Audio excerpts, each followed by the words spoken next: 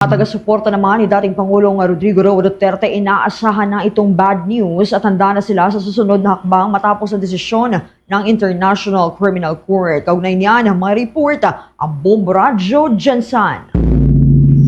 Ipinahayag ni Aldo Villarta, Bombo International Correspondent sa the Netherlands, na inaasahan na nila ang bad news o hindi pabor na resulta mula sa desisyon ng International Criminal Court Appeals Chamber.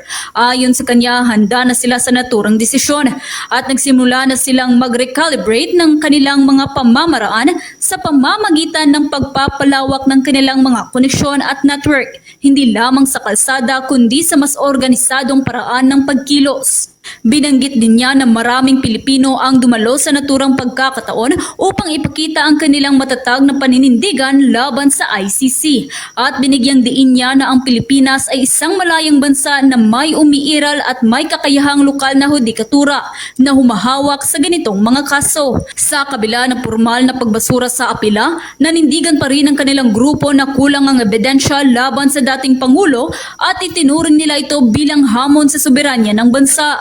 Sa huli, ibanasura ng International Criminal Court Appeals Chamber ang petisyon ni dating Pangulo Rodrigo Duterte hinggil sa jurisdiction ng kaso matapos mapag-alamang walang error sa interpretasyon ng Articles 12 at 127 ng Rome Statute. Kaya't nagpatuloy ang proseso ng kaso sa kabila ng mga pagtutol ng kampo ng dating leader.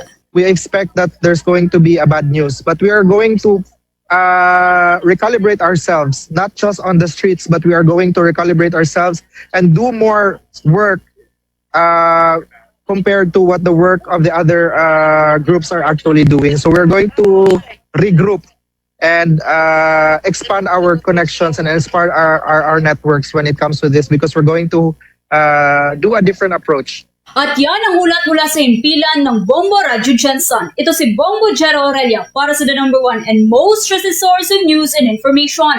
Basta Radio, Bombo! For the most trusted source of news and information, visit our website at www.bomboradio.com. Follow us on Bombo Radio mobile app, Facebook, YouTube, TikTok, and X, formerly Twitter.